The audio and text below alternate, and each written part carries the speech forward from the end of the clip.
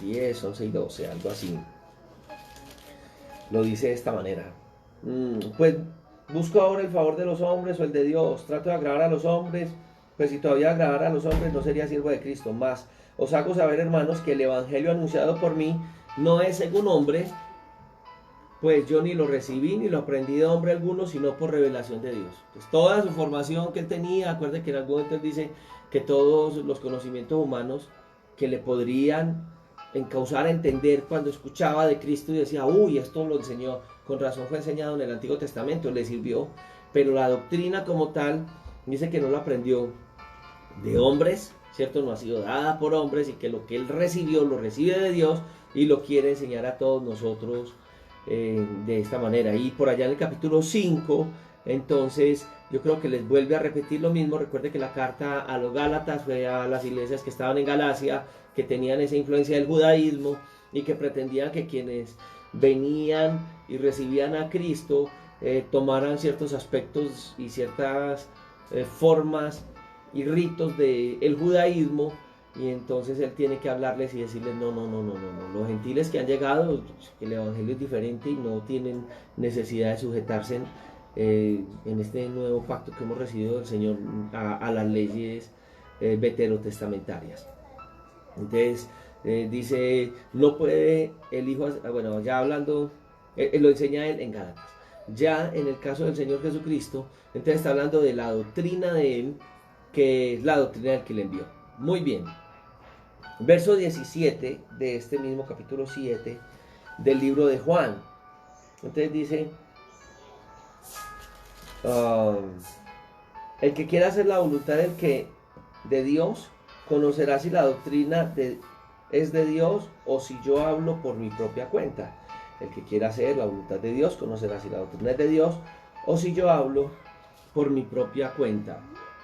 Aquí hay algo bien especial, porque está hablando acerca de, bueno, alguien quiere servirle a Dios, entonces nuestro entendimiento no solamente va a ser dado de acuerdo a nuestra capacidad intelectual, sino que tiene que ir de acuerdo también a querer hacer lo que Dios quiere que haga.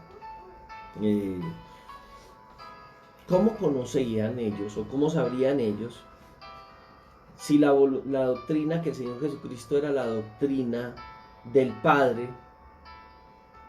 la doctrina de Dios, y lo que Él quería enseñarles realmente venía de Dios?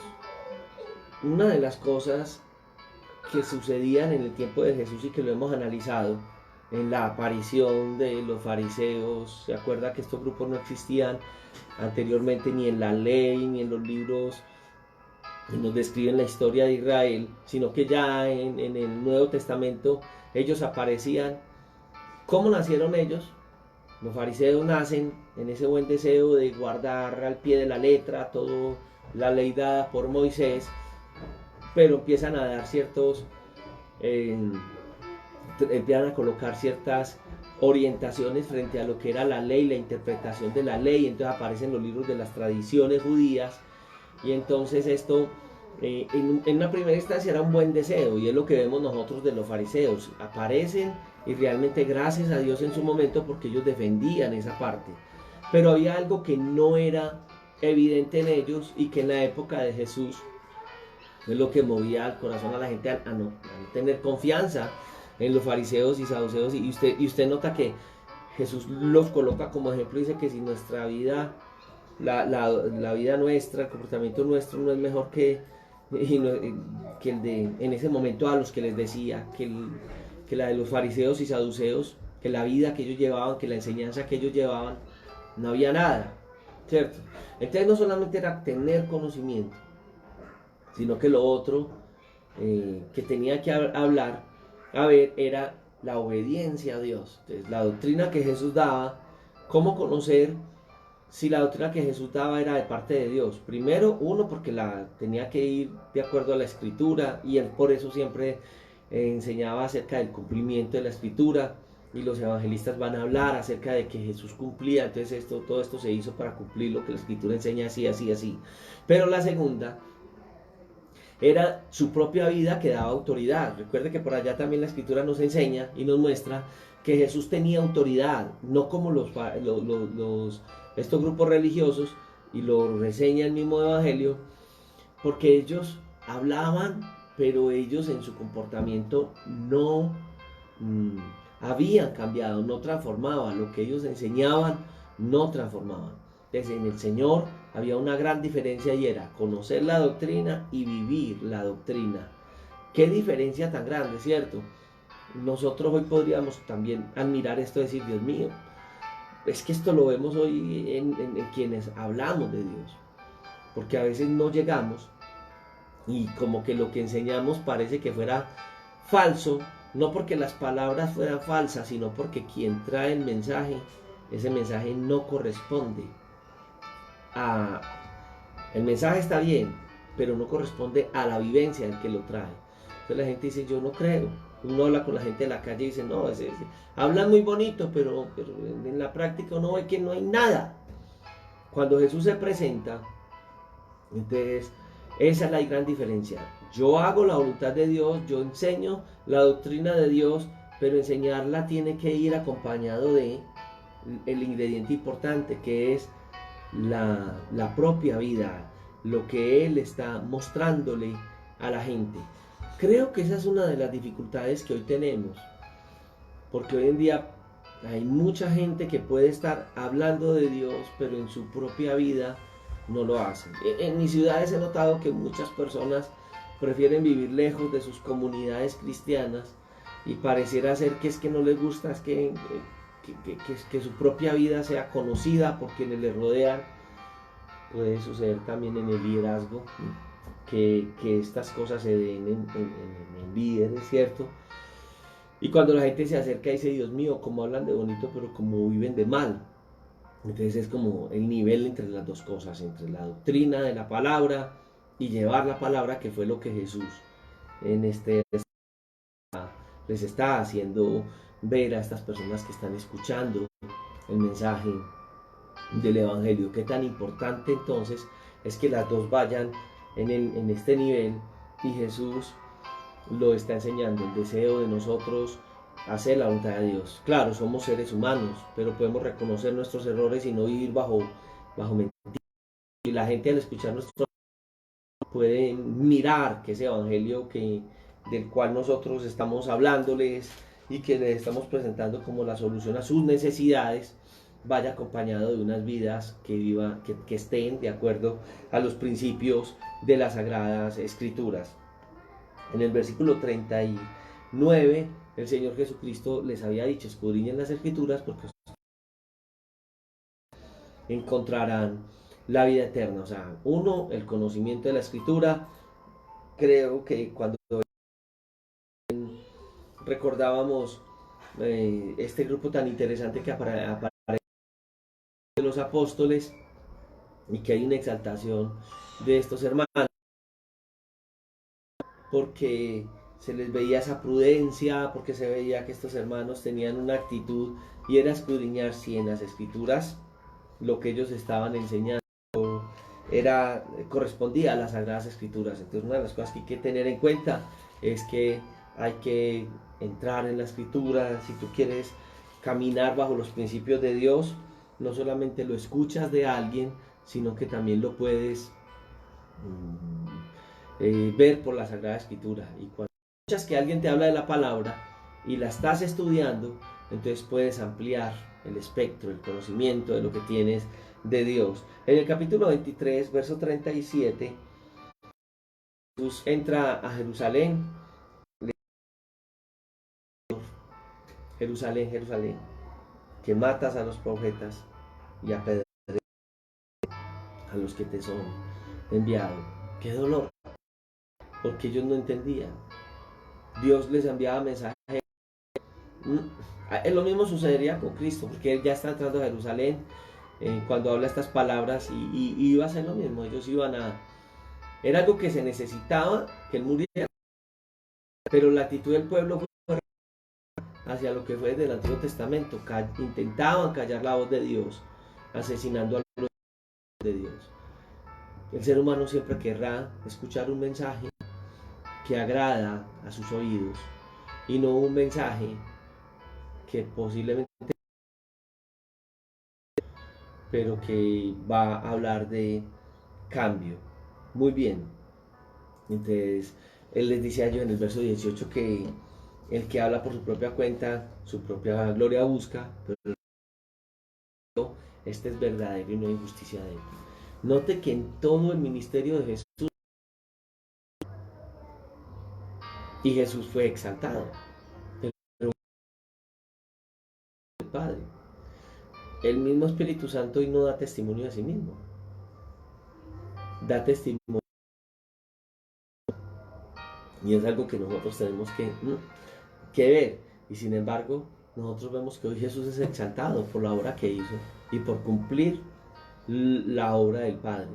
Qué bueno que nosotros entráramos en este concepto de pensar que lo más grande es que tú y yo podamos cumplir la obra del Padre.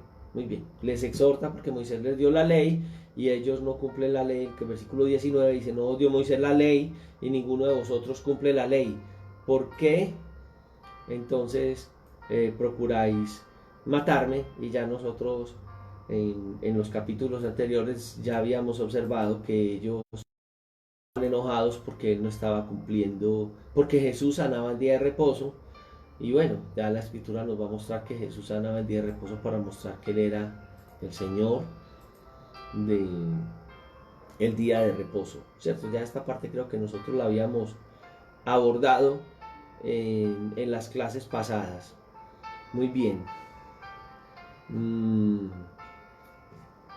Creo que esto ya lo habíamos visto las clases pasadas. Y yo quiero que nos vayamos entonces para el versículo 28 y 29. Muy bien. ¿Lo tenemos? Desde el 27 lo voy a leer. 25. Decían entonces unos de Jerusalén, ¿no es este a quien buscan para matarle? Pues mirad, habla públicamente y no le dice nada. Habrán reconocido de verdad los gobernantes que este es el Cristo, pero este sabemos de dónde es, mas cuando venga el Cristo, nadie sabrá de dónde sea. Y ahí Jesús les contesta. Jesús, entonces, enseñando en el templo, alza la voz y dice, a mí me conocéis y sabéis de dónde soy, y no he venido de mí mismo, pero el que me envió es verdadero, a quien vosotros no conocéis, pero yo le conozco porque de él procedo y él me envió. La pregunta es, ¿no conocían ellos a Dios? Pues ellos habían escuchado toda su vida los principios que fueron dados desde la ley de Moisés, y ellos continuamente venían a la sinagoga y recibían el mensaje de Dios. Ellos conocían del Señor. Lo que pasa es que no lo conocían a Él. A Jesús. Ellos sabían de Jesús. ¿Qué sabían? De dónde venía, quién era su padre, quiénes eran sus hermanos. Y eso lo vemos cuando Él estaba predicando en Nazaret y ellos lo miraban y decían, hombre, no es este Jesús, no se llama sus hermanos, su padre José, su madre María y sus hermanos, y empiezan a describirlo. Aparentemente lo conocían. Sucede lo mismo. Ni conocían a Jesús, ni conocían al Padre, porque del Padre escuchaban todas las promesas dadas por Abraham. Pero si este pueblo hubiera conocido al Padre, conocerían que Dios, a través de todo ese plan de salvación que venía dando desde el Antiguo Testamento, entonces cuando Jesús aparece, hubieran entendido el tiempo de la visitación. No entendieron el tiempo de la visitación. Y en el campo de Jesús, pues ellos sí conocían de Jesús algo. ¿Qué era lo que conocían de Jesús? Conocían era su humanidad, ¿cierto? Entonces él dice, ustedes saben de dónde vengo, pues en la humanidad, ¿cierto? Y les dice, pero sepan una cosa, es que yo no vengo de mí mismo, el que me envió es verdadero, a quien ustedes no conocen. No conocían de Dios, a Dios, conocían aspectos de Dios, conocían lo que les habían hablado de Dios. Y es una de las situaciones que uno puede mirar hoy en día. Mucha gente hoy conoce acerca de Dios. ¿Cómo conoce la gente de Dios? Acerca de Dios. Los más lejanos lo van a conocer a través de religiosos. Los más lejanos lo van a conocer a través de las doctrinas humanas. Entonces, las doctrinas de donde vienen, las doctrinas católicas, las doctrinas evangélicas, lo van a conocer a través de las personas de fe. Entonces lo van a conocer a través de pastores, de hermanos, de gente que camina en el evangelio. Algunos lo conocerán bien, otros no, porque hay uno de nosotros damos un buen testimonio de la fe, otros de nosotros daremos un mal testimonio de la fe, pero no es conocer a Dios. Distinguen, tienen una percepción a través de, como si fuera un velo, pero para conocer a Dios hay que quitar ese velo y hay que entrar directamente a tener una relación con Dios, ir a la palabra y, como lo vimos anteriormente con Jesús, querer obedecer a esa palabra. Entonces, conocer a Dios no es distinguirlo, no es asistir a una iglesia cristiana. Esto nos muestra que conocer a Dios es entender quién es Él, es tener intimidad con Él. Por eso es tan importante dos cosas dentro del conocimiento de Dios. Una es la doctrina, totalmente, y conocerla bien y ir a la palabra, no que alguien me hable de Dios. Semanas atrás estábamos hablando acerca de la gente que anhela que se les enseñe apologética, ¿cierto? ¿Cuál es la mejor enseñanza de apologética? Pues un libro de doctrinas falsas. No. Son apreciaciones humanas frente a grupos religiosos. La mejor apologética, para llegar a eso, hay que conocer la Escritura. Hay que conocer la doctrina de Dios, el pensamiento de Dios. Entonces, cuando un grupo sectario venga, yo no sé si sea sectario o no, y me empieza a hablar cosas que no están en la Escritura, yo digo, un momentico, lo que usted me está enseñando no corresponde a la doctrina de Dios. Porque la Escritura, no, pero aquí dice, sí, lo dice, pero mira todo lo que está hablando Dios para llegar a esta parte que no es ni una conclusión, es un aspecto de un gran sentido que las Sagradas Escrituras quiere dar. O sea, el ir a las Sagradas Escrituras, el conocer de cerca la palabra y no solamente conocerla, al conocerla, el vivirla, el tener intimidad con Dios, el tener esas experiencias con el Señor. Entonces está la palabra, el ir a la palabra y el hacer una buena, entender el pensamiento de Dios, una buena exégesis de lo que Dios quiere hablar a mi vida a través del texto. Y lo segundo es ya en mi intimidad con Dios, empezarlo a conocer. Jesús les habla de esto y lo que está hablando en todos estos textos es eso. Él sabía que había venido y no era él mismo el que se está representando, sino al Padre. La gente no conocía a Dios, porque solamente habían escuchado y lo habían visto a través de sus líderes religiosos, que en el tiempo de Jesús era escaso. Y fue muy tremendo porque él se estaba colocando él mismo. Él no estaba diciendo, como a veces nosotros decimos, bueno, algunos predicadores escuchamos que dicen, no me miren a mí, miren a Cristo. No, pero si la Biblia me dice a mí que yo haga discípulos, la gente me tiene que ver a mí. ¿Qué tiene que ver de mí? Mis defectos, lo bueno y lo malo, cómo actúo en los momentos de necesidad, de dificultad, cómo me acerco a Dios, cómo reconozco mis errores, porque eso también es bueno que la gente lo vea. Y lo otro, que no nos representamos a nosotros mismos. El mismo Cristo no vino a representarse a sí mismo, aunque venía a hacer una obra en él mismo. Pero tú y yo representamos al Señor. Entonces la gente va a ver al Señor en nosotros y va a ver que en medio de la debilidad y dificultad que tenemos, lo reconocemos a Él, dependemos de Él, reconocemos nuestra incapacidad y es lo mejor que podríamos hacer al presentarlo en ese sentido. Ellos sabían que Él era de Nazaret, Él conocía su nombre, Él sabía que era carpintero, pero no era solamente eso, no. El problema es que cuando Él lo presenta de esa manera y ellos lo escuchan de esa manera, dice que ellos procuraban prenderle, pero ninguno le echó mano porque aún no había llegado a su hora. O sea, sencillamente Dios permitió que no le hicieran nada porque el Señor cuidaba al Señor Jesucristo, ¿cierto? Pero mire que aún así, en medio de todo lo que se presentó, el verso 31 dice que muchos de la multitud creyeron en Él y decían, cuando el Cristo venga, hará señales, más señales de las que éste hace. ¿Será que cuando venga el Cristo será más tremenda y veremos cosas mejores que las que este hombre está haciendo? Porque es que las señales que Jesús hizo eran demasiado grandes. Acuérdese que estamos mirando en Juan capítulo 3 que Nicodemo, lo primero que le dice al Señor Jesucristo es que sabían que había venido de Dios, porque las obras que estaban viendo en Jesús nadie más las podía ver. En el tiempo de Jesús, aunque existían muchas, entre el mismo pueblo judío no se daba lo que se daba en otros pueblos.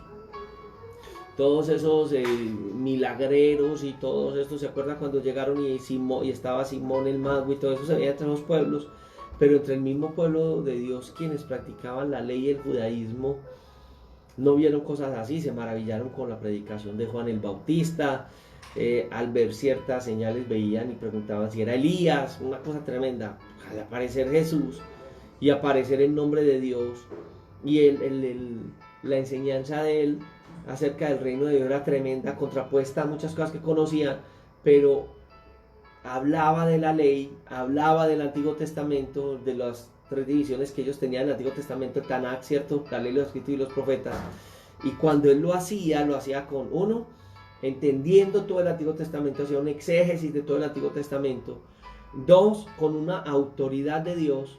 Y 3, con unas señales que nadie más hacía. ¿Quién podría ser él? El Mesías prometido.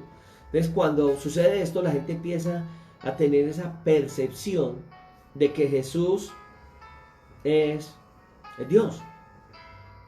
Entonces dice que cuando todas estas cosas suceden, versículo, voy a leer el 31 y 32, y muchos de la multitud creyeron en él y decían, el Cristo cuando venga hará más señales de las que éste hace. ¿Puede hacer alguien hacer más? Es que este Señor está haciendo cosas muy grandes, ¿cierto?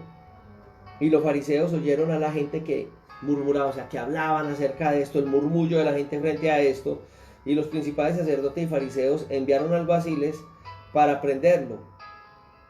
Y Jesús entonces dice, todavía un poco de tiempo estaré con vosotros e iré al que me envió. Me buscaréis y no me hallaréis, y a donde yo estaré, vosotros no podréis venir. Que los judíos dijeron entre sí, ¿a dónde se irá este que no le hallaremos? Se irá a los dispersos entre los griegos y enseñará a los griegos. ¿Qué significa esto que dijo? Me buscaréis y no me hallaréis, y a donde yo estaré, vosotros no podréis venir. Y de pronto también es nuestra pregunta, ¿cierto? Ay, ¿cómo así el Señor?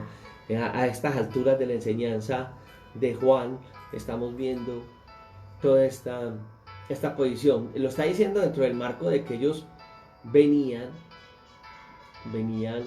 a aprenderle, ¿cierto? Todavía no era el tiempo para que el Señor fuera tomado, porque faltaban 6 meses para la Pascua, antes todavía no lo iban a tomar a él, no lo podrían tomar a él, pero él se está refiriendo a cosas un poquito, cuando dice me buscaréis y no me hallaréis, un poquito más profundas. ¿Por qué? Porque está hablando en la época de las dificultades que ellos iban a tener, una época de cierta época de tribulación que viviría el pueblo de Israel en el año 70, y bueno, y también hay una relación con la escatología bíblica. Este texto lo desarrollan mucho los escatólogos cuando están mirando el tiempo que vivirá la gente también en esa época de la tribulación. Entonces, hay momentos para ellos muy especiales en ese instante, porque era donde Él se estaba revelando como Mesías, porque estaba en medio de ellos de una manera grande, porque era la misma presencia del Señor en medio del pueblo, ¿cierto? El pueblo desde Abraham, usted ve que hay unas promesas que Dios viene dándole al pueblo de Israel, pero en el momento que Él se presenta hacia ellos, ellos no pueden entender su propia vida, el deseo de no obedecer o el no deseo de obedecer los principios de Dios los llevó a no entender el momento de la visitación y no entender que Jesús era el Mesías prometido. Entonces eso iba a hacer que en un momento determinante, al recordar las palabras de Cristo, porque desde el momento en que Él muere, uno va a observar que la gente, el judío empieza a mirar todos los pasos que Jesús llevó y empiezan a verlo como que, ese sí era el Mesías, verdaderamente este era hijo de Dios. Es una de las expresiones que aparecen ahí, porque siempre estuvo y no tuvieron la capacidad de observarlo por ese no deseo de obedecer las cosas de Dios. Sucede en la vida, sucede. En estos días que hemos estado aquí encerrados en las casas, me han llamado personas y me han dicho: pastor, qué bueno ir a un culto, pastor, y como estuve descuidado yendo a los cultos, que yo ya no iba, yo sí quisiera volver a la iglesia, oiga, me ha hecho mucha falta. Y uno, Dios mío, pero ¿cuál falta si no venía sino una vez al mes o cada 2 o 3 meses? Porque no es el hecho de venir a un templo, es el hecho de tener un corazón para, como lo hemos hablado y lo estamos hablando, para seguir a Dios. En el momento de nuestra vida donde realmente sentimos que estuvimos tan cerquita pero tan lejos, que estuvimos tan cerquita del Señor y lo anhelamos, y saber que ya no estamos con Él aquí en el instante, es lo que hace sentir, Dios mío, tan cerca y tan lejos, ¿cierto? Cuando hay un velorio y uno mira que los hijos, yo no puedo decir que los hijos buenos, yo podría decir mejor los hijos mejor manejados con sus padres, están en ese gran dolor, despidiendo al papá, despidiendo a la mamá, pues uno nota que hay un dolor por la despedida, pero en el fondo, digámoslo así, hay como una satisfacción de haber acompañado a sus padres en el momento, en su vida, de haber sido, unos buenos hijos, ¿cierto? Y está el dolor, pero se hizo lo que se pudo y intenté ser el buen hijo, la buena hija.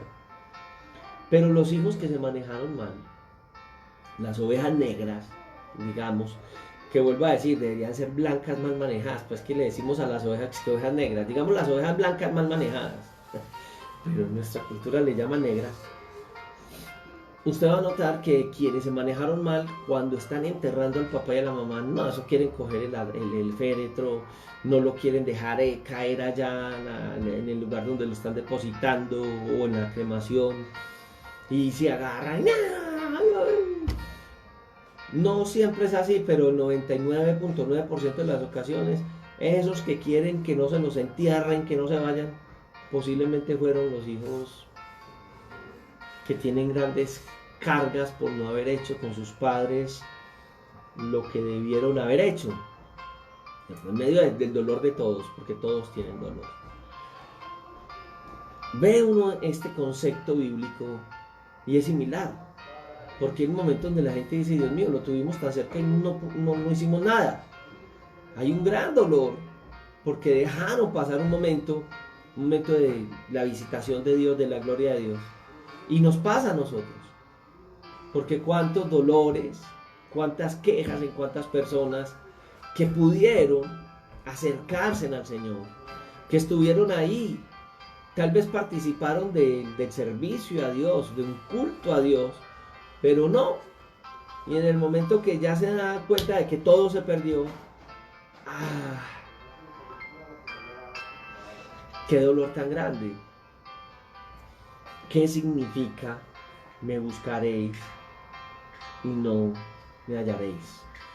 En el capítulo 7, versículo 7, ahí es donde nos decía él: buscad, toca, ¿cierto? Que habla acerca de ese aspecto de nosotros poder acercarnos, y eso está en Mateo, en las enseñanzas del reino, que habla acerca de la forma en que nosotros sencillamente, el oído del Señor está presto para cuando nosotros nos acerquemos a Él. Entonces dice: pedid y se os dará, buscad y hallaréis, llamad y se os abrirá. Mm. Hay un momento donde Él está ahí.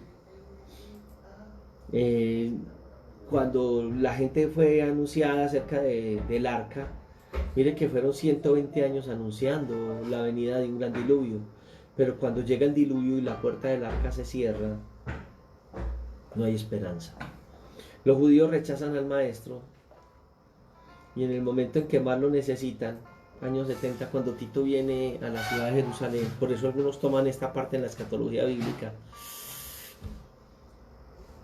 y viene y hace y sitia la ciudad y suceden cosas terribles alrededor de esto. Dios había estado cerca de ellos. Dios había traído un mensaje de salvación para ellos a través de Jesús y no lo hallan. Por eso la Sagrada Escritura nos hace esa observación a través del Evangelio del Antiguo Testamento de Isaías. Buscad a Jehová mientras pueda ser hallado. Efesios, en el capítulo, Efesios capítulo 5, en el verso 16, nos habla de aprovechar bien el tiempo porque los días son malos. Y dice, por tanto, terminando esta parte en la que está hablando cómo debemos nosotros vivir como hijos de Dios, dice, por tanto, no seamos insensatos, sino entendidos de cuál es la voluntad de Dios, y dentro de todo el marco no solamente la voluntad de Dios para un momento, sino dentro de todo un gran tiempo, cuál es esa gran voluntad de Dios. Nosotros hoy tenemos un tiempo hermoso, pero le aseguro que mucha gente en este tiempo está cogida, teletrabajo, estudio de los hijos, esto y lo otro. En un comienzo la gente se acercó mucho a Dios. Vuelvo a decir lo mismo, me parece que la gente ya como estamos pasando y ya nos estamos acomodando a lo del coronavirus, ya nos estamos acomodando a estas redes sociales, ya estamos acomodando nuestra vida a... Entonces pareciera que ya no, como les decía hace unos días, ya no escucho en las casas de mis vecinos ese acercamiento a Dios, sino que ya escucho la música popular que habla de engaños, de mentiras, de 3 hogares, de 2 mujeres, de yo no sé qué. Ya se fue como el no temor de Dios, porque algunos dicen que temor de Dios lo ven como miedo de Dios. Ese miedo de Dios. El creyente siempre tiene temor de Dios, o sea, respeto a Dios, amor a Dios, entender que Dios es el Señor, y hay un temor, pero es una reverencia, un amor por Él, una dedicación a Él, eso es el temor de Dios.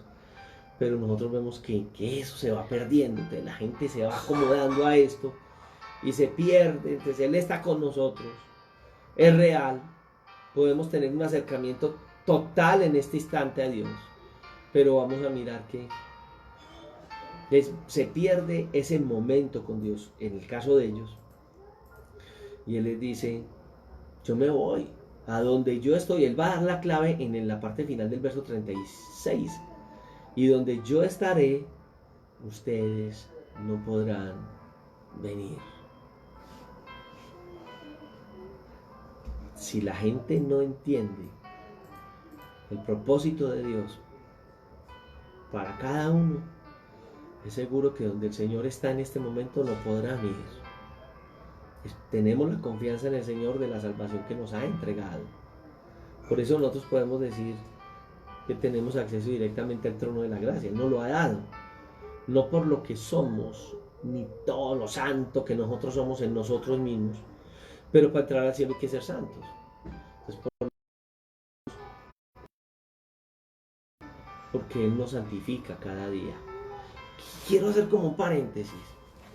Porque reconociendo nuestra necesidad nosotros de Dios, nosotros entendemos que lo necesitamos, por eso diariamente nos acercamos a Él. No para decirle, oiga, vea pues, aquí estoy acercándome, acuérdese de mí cuando llegué aquel día. No. Nos acercamos porque es parte de nosotros. Porque como lo dijera el apóstol, Él es nuestra vida, Él es la vida en nosotros.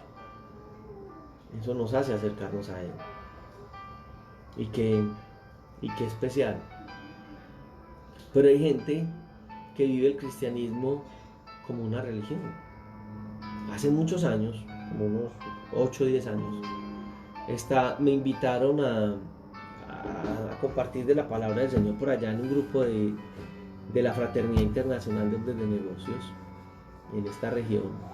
Y habíamos varias personas y se me acerca una persona que estaba ahí en el grupo y escuchó un mensaje y dijo, bueno, yo quiero entrar al reino de los cielos, yo no sé cómo entrar porque yo soy muy sinvergüenza. Lo dijo abiertamente, no lo ocultó, pues todos necesitamos de Dios. Pero dijo, pero yo ahí, él sabe que yo ahí le camino, más o menos en mi infidelidad le camino y yo llegaré al cielo por ley de arrastre. Es que para llegar al cielo hay que vivir en el cielo.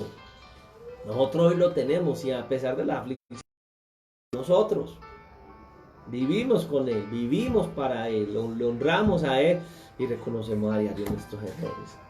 Pero yo escuchaba esto, quiero estar por ley de arrastre, Dios mío, uno no, al cielo no entra sino con la calificación de 5, porque el que de ahí para abajo se va. No es por ley de arrastre. Nosotros entramos porque el Señor nos ha redimido con su sangre y vivimos como redimidos, entendiendo que si alguno de nosotros en nuestro caminar fallamos, no es que vivamos una vida de pecado, sino que la naturaleza humana, hay momentos, pues abogado tenemos para con el Padre a Jesucristo el justo, es la gracia de Dios en nosotros.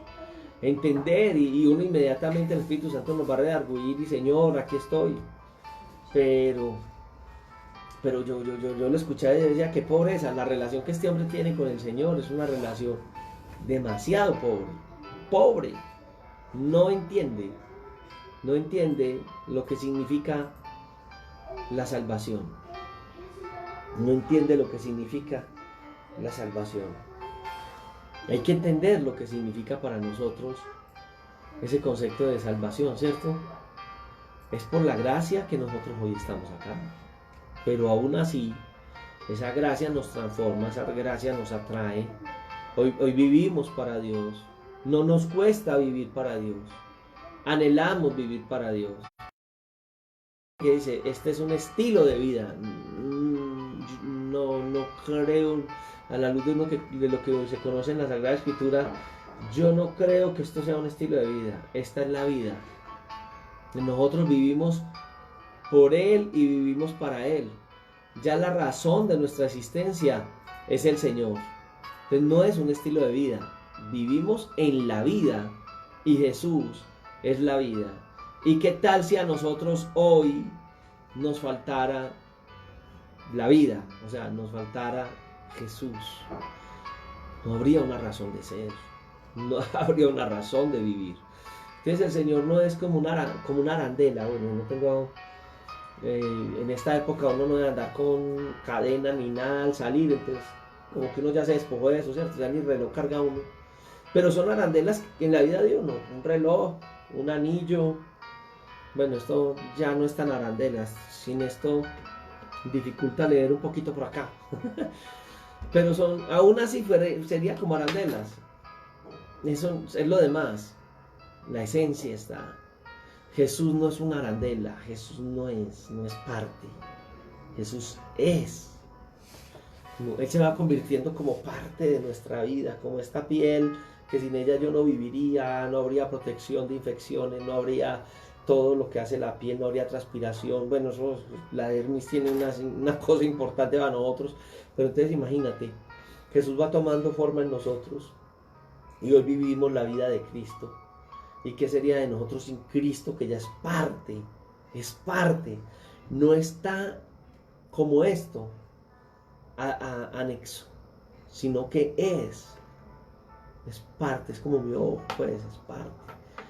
Jesús es la vida. A través de Él nosotros hemos encontrado esa vida. En este capítulo 7 Él presenta al Padre, pero lo que está presentando es en Él como tal. Cuando habla de la enseñanza de la Escritura en esta fiesta de los tabernáculos, habla más de que hace parte. Ellos no conocían a Dios. Tenían una religión, tenían el judaísmo, y aunque Dios quiso intimar con ellos, no lo entendieron. Jesús venía a hacer ese cumplimiento, porque Él venía.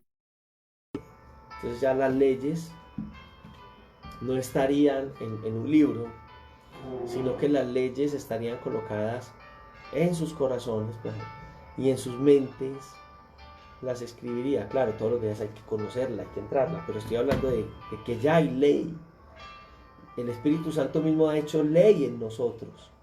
Él es la ley, Él está, Él mora en nosotros. Yo no tengo que, yo la tengo que todos los días acercarme, conocerla, llenarme de ella, pero aún así como persona, ya ella ha estado encarnándose en mí. Él está en nosotros. No necesitamos esto. La gente cuando se iba a pecar, bueno, nosotros cuando nos íbamos a pecar en el mundo, escondíamos la camándula. Ay, no, que no nos vaya a ver. Y los que se iban por allá a esos lugares, hoteles o moteles, o llámelo como llámelo, aparecía por lo regular. Yo no sé por qué en un lugar de esos colocan un crucifijo encima de la cama. El peor lugar para un crucifijo para una persona en su moralidad, ¿cierto? Pero ¿qué hacía la gente? Bajaban el crucifijo que no es el Señor y lo metían ahí en el nochero y lo escondían para pecar, porque ya Dios no estaba, ya la arandela no estaba. No han conocido a Dios, no tienen a Dios, porque cuando uno tiene al Señor en lo mínimo, en un comportamiento, en una actitud, en algo pequeño, ya nosotros hay dolor, nuestro corazón no se constriñe y le dice al Señor, Señor, he pecado contra el cielo, contra ti, como el hijo pródigo. Somos hijos de Dios, seguimos siendo hijos de Dios en esta nueva naturaleza, y la regeneración se ha dado. Ese dolor es fruto de la regeneración. Entonces el estar ahí y el estar compungidos y llegar al Señor con una actitud de corazón es el valor. Hemos conocido a Dios. Hasta ahí los lleva Jesús en este capítulo.